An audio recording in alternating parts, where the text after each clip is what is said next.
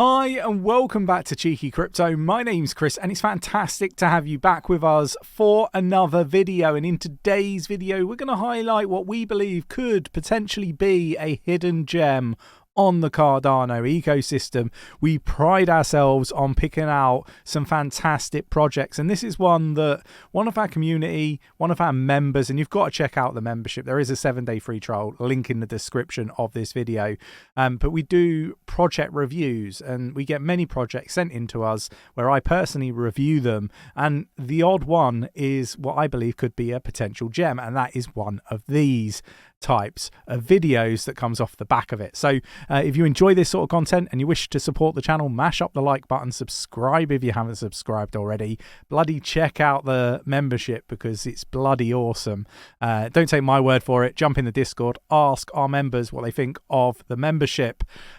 Great value, TA on request, project reviews, you can request those as well, and much more. Lots going on, including our buys, our sells, our staking movements. The list goes on. Trade ideas, signals, all that wonderful stuff. Go check it out. Right, let's get down to the interview. Thanks for taking the time, away from the conference to spend it with us and our audience. Really appreciate that. I think if we just kick off, perhaps introduce who you are and how you got into crypto. I'm Andrew Westberg. I got into crypto back in 2012, back in the early-ish days of Bitcoin. I heard about it from one of my daughter's friends at like some birthday party. He was a crazy libertarian guy and he told me about this thing called Bitcoin. And so I looked into it. I mined about 4 Bitcoin on a graphics card back in the day. I still have those Bitcoin. But that's kind of how I got involved in crypto. And I forgot about it for a while. And then I watched what happened in 2017 with the Bitcoin went up to $17,000 and then all the way back down, and was like, okay, maybe there's something to this. And then I went and looking for like, okay, what's the next Bitcoin? I actually dove into the technology then, and that's when I found Cardano. So, and I watched Charles Hoskinson's whiteboard videos and it was like, okay. And then I went and looked at some of the papers behind it and really got sold on the idea then. What was it in particular that sold it to? That's a great question. So for me, well, one of the reasons I like to build on Cardano as a builder is it's 3 things really. The first is the deterministic fees.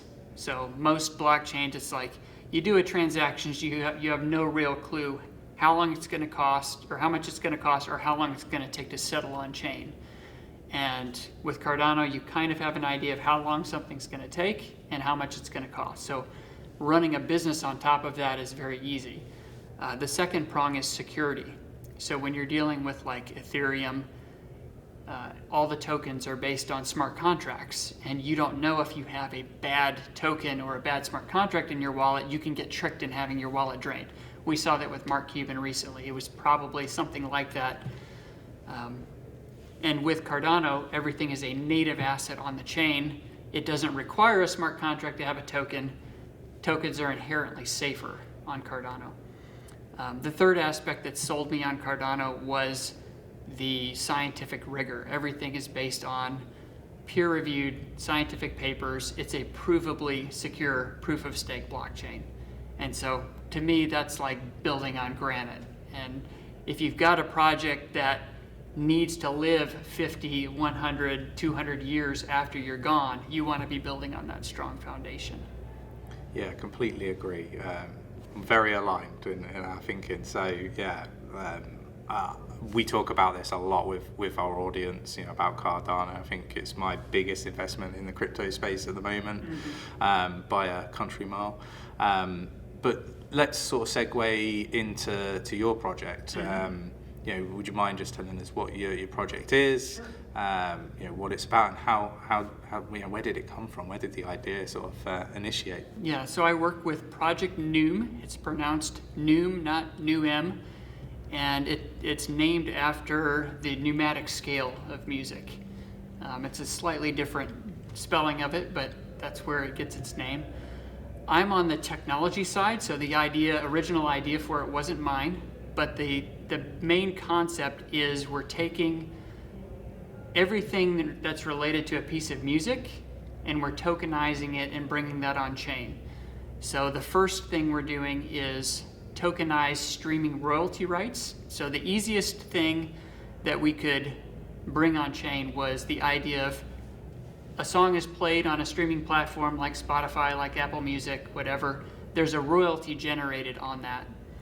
And we wanted transparency as part of that process. And the way to do that is the blockchain. And so we take those royalty rights, we make sure they're valid, we distribute the music for the person. So people come to Noom, we distribute their music to all of those streaming platforms. The royalties then come through Noom and they get distributed on the blockchain. And so whoever holds those stream tokens gets the royalty rights. And then there's other tie-ins, like the Noom token plays a part in that. So streaming royalties are paid out in the Noom token. The Noom token will be used to purchase those as well. The Noom token is used for voting. The Noom token is used for everything in the ecosystem, including helping run the marketplace that's coming as well.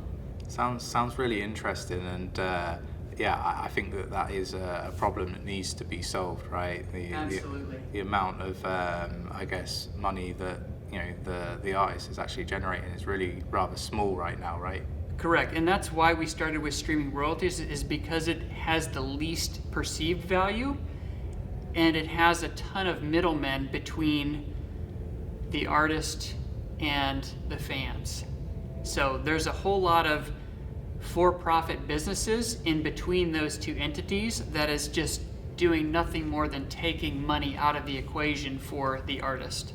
And that's really what we're doing, is we're building a protocol that is not incentivized to make a profit and taking out some of those middlemen. Now, we're not going to take them all out day one.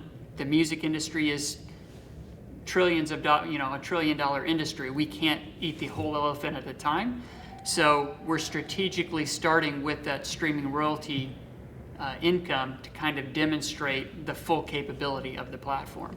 Yeah, and are there any plans? You mentioned fans, like super fans is a term, right? Have you got anything on the roadmap that is looking at that area? Yes. Yeah. So first, like I said, the first customer for Noom is the artist. The second customer is the fan. So the idea is we want to improve that artist-fan relationship. And so as a fan, you can come alongside your artist as a super fan, buy some of their stream tokens. It's kind of a Patreon type of relationship there, but then you also as the fan benefit whenever royalties are generated for their recordings.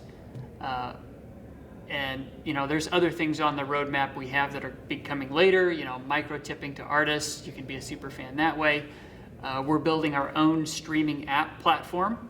So when you stream songs through the Noom app, because there are no middlemen, we can pay out a higher rate than the Spotifys and the Apple Musics and others to the artist. So as a fan, you're really supporting your artist more by using the Noom app than if you just went to the traditional Web 2 platforms. Yeah, it makes a lot of sense. What is the most exciting aspect of the project for yourself? I think for me, why I joined up originally, I'm not a music guy, I'm a tech guy. But what excited me most about the project is how big the vision was and how big the scope was. And so that both terrified and excited me as a technologist guy. And it was also kind of the first time that I was given full control over a technology project. And it was like, okay, it's going to be really hard, but I really liked the vision of it. And I liked that I was going to be challenged in doing it. So I got to pick my own team. That was the fun aspect of it. It was like, okay, I've been working in corporate America for over 20 years. I've worked at Fortune 500s, I've worked for Nike, I've worked for Caterpillar, I've worked for Walmart.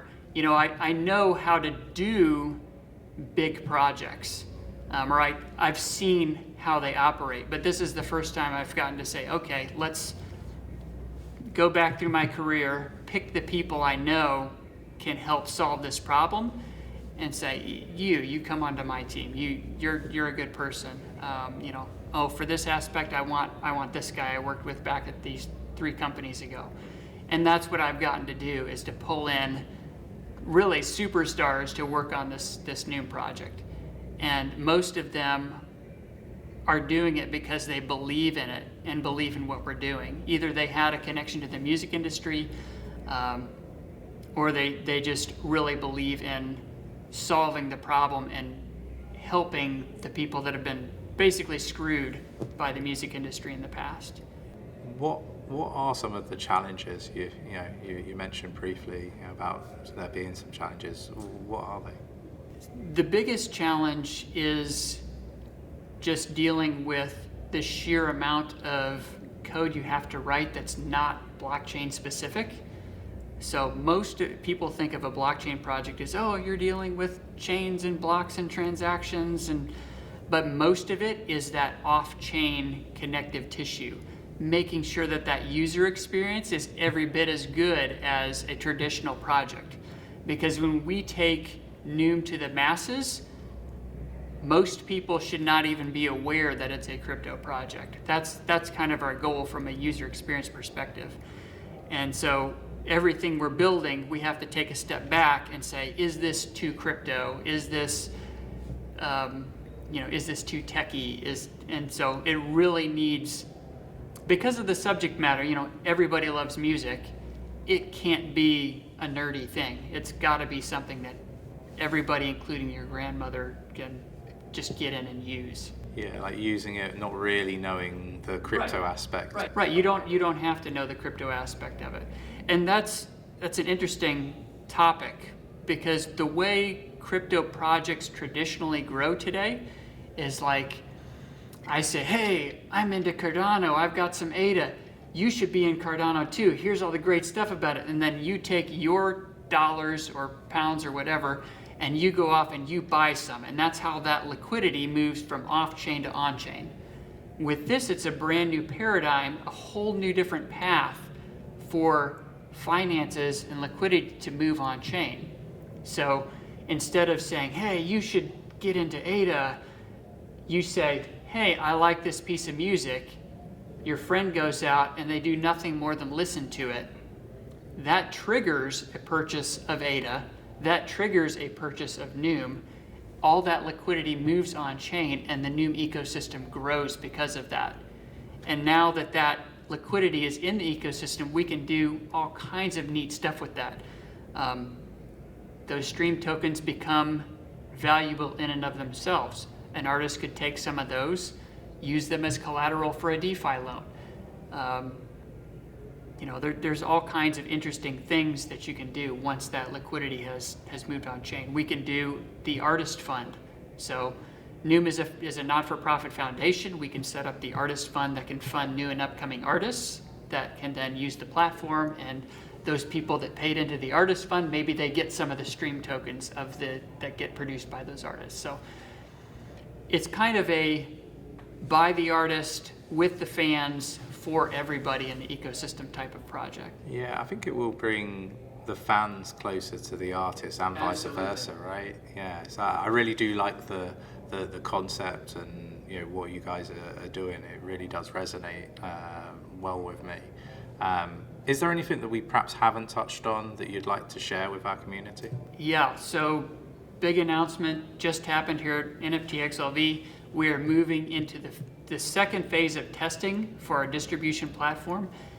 Next week, we will have external artists coming into the test net using Noom to practice distributing, tokenizing their music. So that's the big thing. What we'll do is we'll put all the links in the description of our video, so go check it out, and let us know your thoughts. Awesome. Thank you very much, Chris. Thanks. So that was a fantastic interview. Let me know your thoughts and opinions on this project. I do think that it has some great potential. Let me know in the comments if you enjoyed the video. Mash up the like button, subscribe if you haven't subscribed already, tapping that bell, selecting all the notifications so you never miss a video, and I will catch you in the next one. Take care.